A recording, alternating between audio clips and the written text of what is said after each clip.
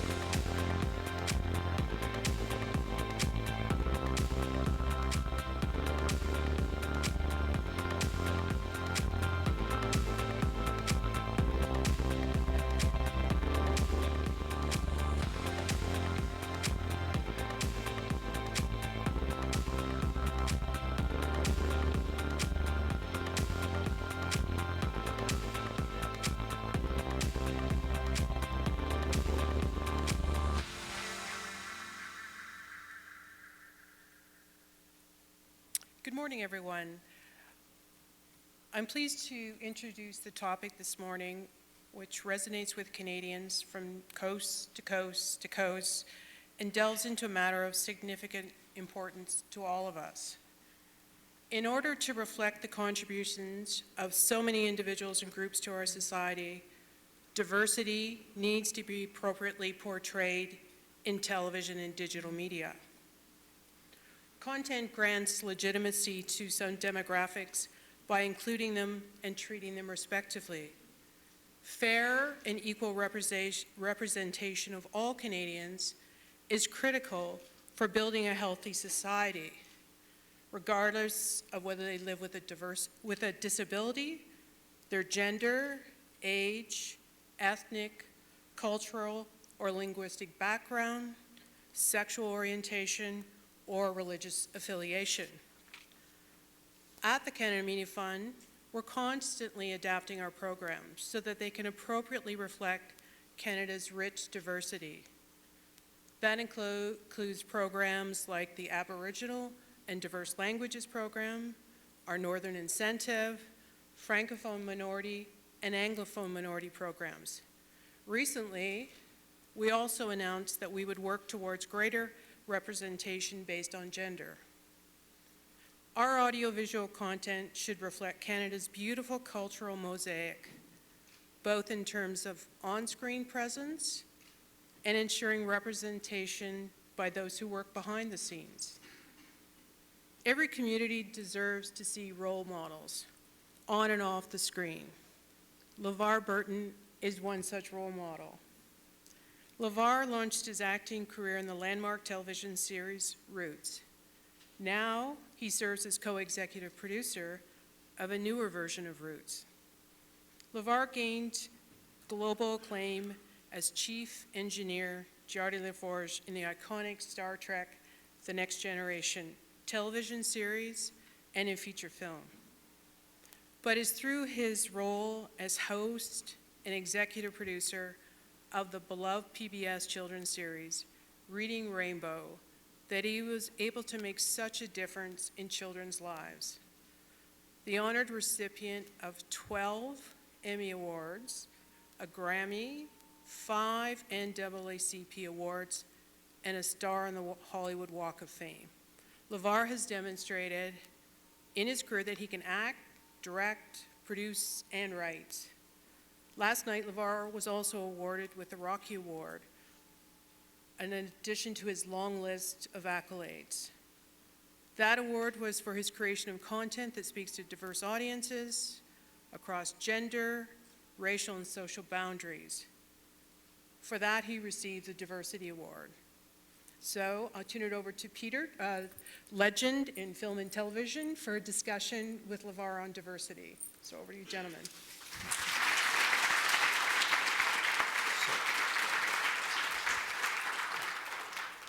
Well, I'm proud that you got that award, but I always think of you as a damn good actor, not necessarily as a symbol of diversity. So is that, I hope that is rewarding and not disturbing to you. No, not at all. I genuinely believe that it is difficult, if not impossible, to develop a healthy self-image unless one sees oneself represented in the popular culture. Right. So, Would you ever imagine, I mean, we all think as kids of what we might build in terms of a career. Did you ever imagine anything like what has happened to you as something that you thought about, that you designed? no, not at all. Before I started my career in theater arts, I was studying for the Catholic priesthood. All of the women on my mother's side of the family are teachers and social workers. All the men on my father's side of the family are soldiers and ministers. I feel like I'm sort of biologically predisposed to do what it is I do. Did you then, you did not set out as a kid to be an actor? No, not at all. Right. Not You at did all. not go to film school or acting classes or all of that? Not until college. When I left the seminary in 1974, I won a full scholarship to the University of Southern California in Los Angeles to study theater. That was my goal. I wanted to graduate with a Bachelor of Fine Arts degree and move to New York and hustle my way onto the Broadway stage. That was my intent. Television and film came out of left field for me. I see. So really you spent your first years as a theater actor? As a theater actor, Right. right. Well, it's interesting because there are a number of, as you know, of directors and casting directors in Hollywood who bemoan the fact that so many of the young people who come up for roles now did not have that theater experience in No, New York. no. Kids today, they want to be famous. They don't really necessarily want to be actors. Right. They really are driven by the desire to be well known. So you get this generation of emerging stars whose only experience is on YouTube. Yes, right? Yeah. For the most part, yeah. It's a different business than it was when I got into it 40 years ago. Things have changed an awful lot, but not necessarily for the worse either. I mean, we live in an era now of the democratization of content creation. No one can prevent you from telling your story. With the availability of the technology, with some training, or just a passion and a desire to learn the art of storytelling, the playing field is wide open. You do not have to be dependent upon the gatekeepers for permission to create content. And I think that's a pretty remarkable state. It is. I haven't quite figured out in my head whether that's good news or bad news. Yeah. And given this phenomenon, why aren't there extraordinarily new output of brilliant new movies that are representative of this democratization? I think that the paradigm of storytelling in the long form, movies, what we know as television, it's beginning to shift. I think that there's a lot of brilliant content being created, Peter, but it's short form, right? I mean, I watch these commercials for the Apple iPhone with these little clips that are shot on this tiny device, and they tell a story in 30 seconds, 20 seconds. The language of storytelling and how we communicate to one another through story is changing. Just like the way that we consume content. We've gone from the spoken word and the oral tradition through technologies that give us the opportunity to communicate thoughts, ideas, and feelings to the analog form. We're going from print to digital. The world is changing. My daughter is 21 years old. It's taken me forever to get her to sit down and watch black and white movies, yet she will watch a feature film on her phone, I would rather stick needles in my eyes. But that's the world she knows. But the gentleman who's an executive of Vice on this panel just now was saying that, the hottest form of entertainment that he is pursuing are, 2-minute, 3-minute segments to be seen on mobile devices. Right. Now, I think that's exciting, but you're a thoughtful man with an interesting background. How much thoughtful material can you represent in a 2 or 3-minute clip on a mobile device? The ideas are necessarily going to be small. You can't express a huge idea in 2 or 3 minutes of content. I don't believe this. Look, we have to be willing to acknowledge the shift, right? In terms of just reading. We're all consuming more of our content, our reading content on digital devices, right? It doesn't mean we're going to stop printing books. I do believe that it does mean that we will eventually print fewer books. Look, it's not necessarily a sustainable practice going forward to continue to make books out of trees. We have to come to that conclusion. So we're all going to consume our reading content on a digital device of some sort. But we will always continue to print books. By the same token, this wave of change that we're experiencing in terms of the creation of digital content, it doesn't mean we're going to stop making movies in long form. But we will have to make room for this new wave of voices that don't necessarily have that formal training, but have the passion, have heart, have soul, have ideas. We have to allow for and acknowledge the change that is a constant part of this universe in which we live. In other words, don't let the cacophony give you a terminal headache. No, you still have to be discerning in that which you consume, right? Right. In a universe full of choices, I think it's ever more important to really be your own curator. Yes. In terms of that which you allow in.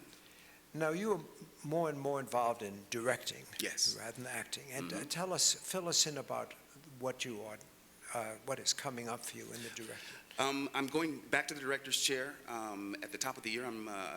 I love directing. I cut my teeth on Star Trek: The Next Generation. Yes. We had what we called Star Trek University back in the day on the Paramount lot. If you, as an actor, expressed an interest and a desire, then you went to what we called school. Rick Berman, our executive producer, created an opportunity for you to really get a comprehensive education in the language of storytelling on film.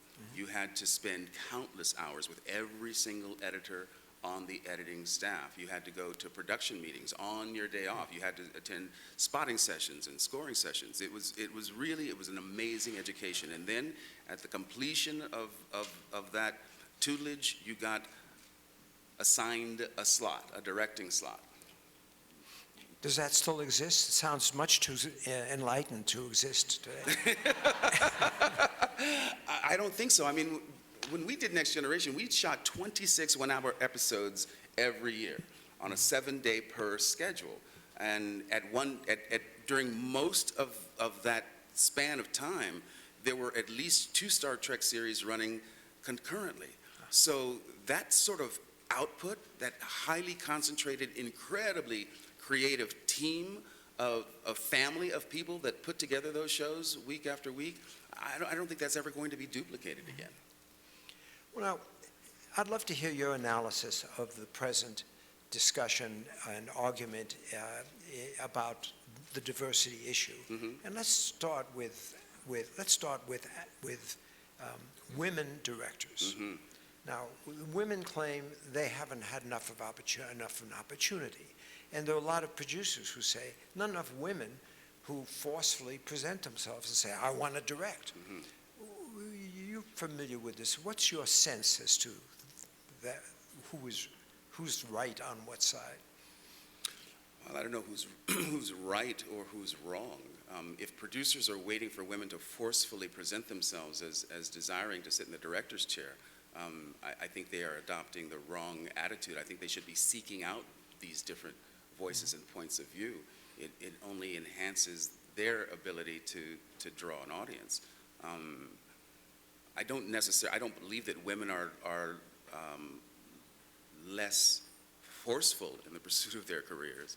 I find that a strange comment to make, that there aren't many women directors because there aren't many women beating down the doors. That sounds suspicious to me. Well, beating down the doors, the irony is that in old Hollywood, women occupied really important positions Sure. as directors and studio heads. Mhm. So now that this road has shifted in the other way is odd. Yeah.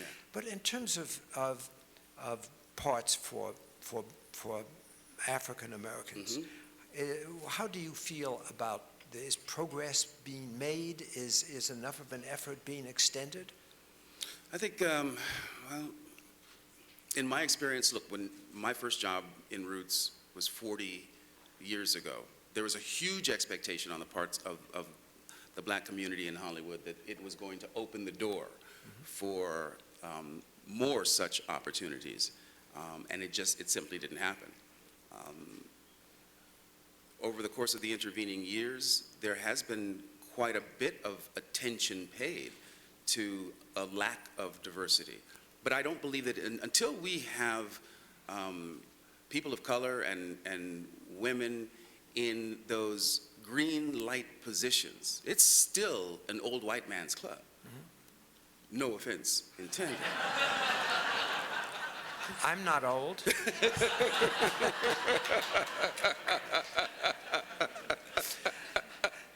But one goes back to, this brilliant creator of Hamilton, Mr. Miranda, Yes. who's such an exciting character. He is. And he always says, I always felt this about actors, that if they want a damn good role, if you happen to be a Puerto Rican kid, write one.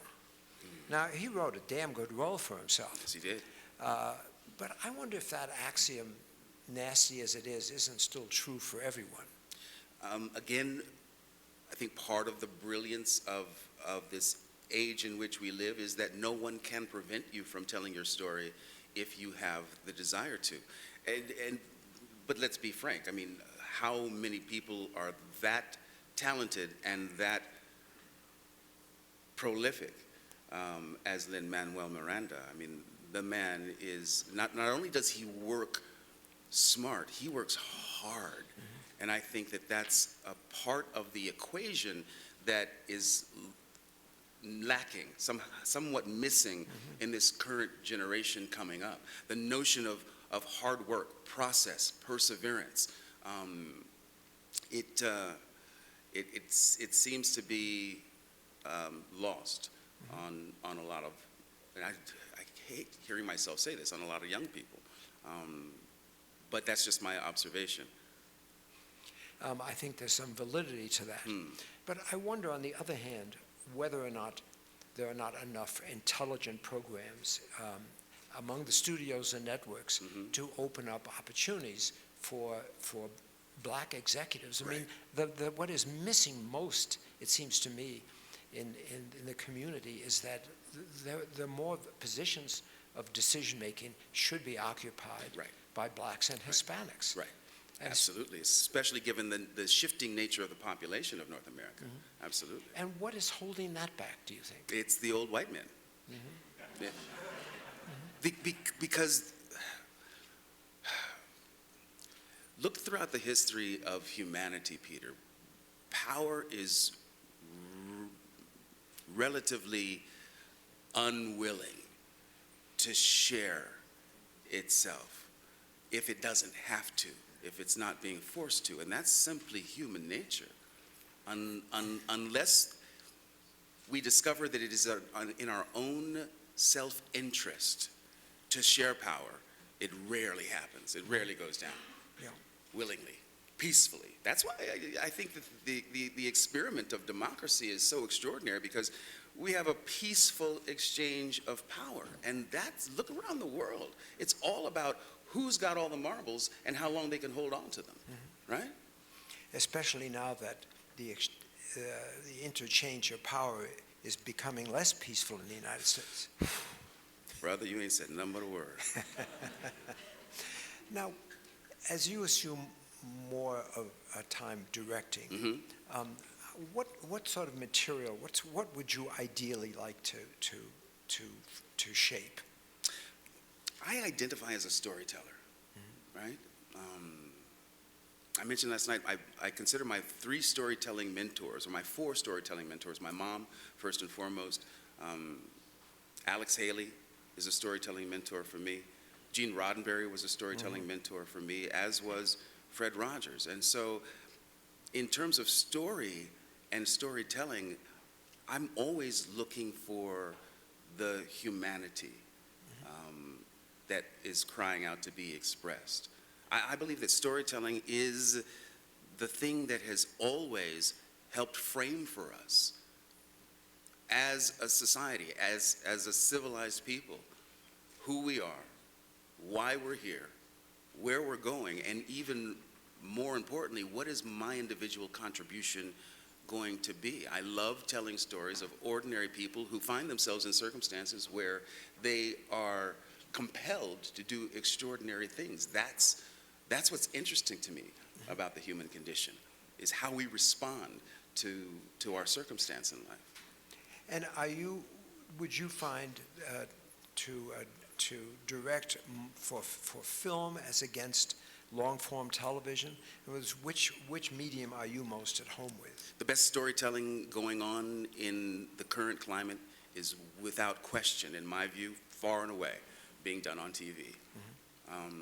Again, the club of directors who have the opportunity to tell stories on that broad, big screen canvas is dwindling, simply because if it's not a blockbuster, it hardly has an opportunity to get made. All of the film directors, traditional film directors I can think of, are now clamoring to get to work in television. As a television director, it's hard for me to get a gig because there are so many feature film directors directing TV these days. Yeah. Right? Well, this is true. But I think part of the problem is that the big films tend to be focused on superheroes, comic books, and sequels. Right. So therefore, you have to be prepared to replicate your own work. And if you're in the film business, that's why so much interesting original work is being done in long-form television. In long-form television. Right. And I think that's a great thing. Look, there are hardly any small independent films being made anymore. It's almost a dinosaur in a sense when you see that small gem with a specific point of view, a director or a writer that has something that they are burning to say, something that they want to discuss and talk about. The blockbuster is.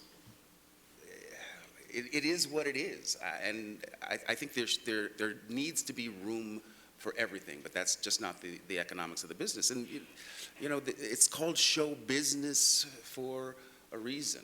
They say it's not called show art. It's called show business. Well, now, I had promised to open it up for questions, but I think, sir, we've used up our time. We haven't, no. Really? So if there's anyone who would love to ask a couple of quick questions, I think we do have a moment. They're in the middle, yeah. Oh, there's a microphone being passed as well. Fantastic. Hi. It's such an honor that you're here. I just want to say that. But my question is, in trying to be fair to the minority culture and the genders and everything, like I find that a lot of my friends, for example, who are white men, feel discriminated against. So I wonder what your thoughts are. White men feel discriminated against? It's true. No, it's true. But, as a parent, too. Seriously, like funding, for example, will be open to women or minority, visible minorities like me. And then my peers are like, what the heck do I do? So in trying to be fair, it seems like this generation is being kind of pushed down. I don't know. I didn't quite understand the question, but you answer it. Well, I see that phenomenon at work every day in my life. It's alive and well in the political climate in America right now. That's right. I think that what Donald Trump has done is tapped into this feeling in a population of largely white people in America that they are being disenfranchised. And I suppose that there is some argument to be made that when you have been privileged the whole of your life, when the playing field begins to become level, then it feels like you are losing out. And that's at the root of the fear that Trump has tapped into. It's an interesting notion that white guys feel discriminated against, and I feel for them deeply.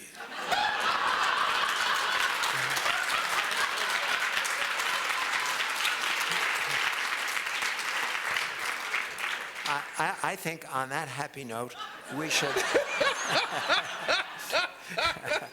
we should all thank Mr. Burton and also look forward to disenfranchising Mr. Trump. Peter Bart, ladies and gentlemen, Peter Bart. Real pleasure to talk to you.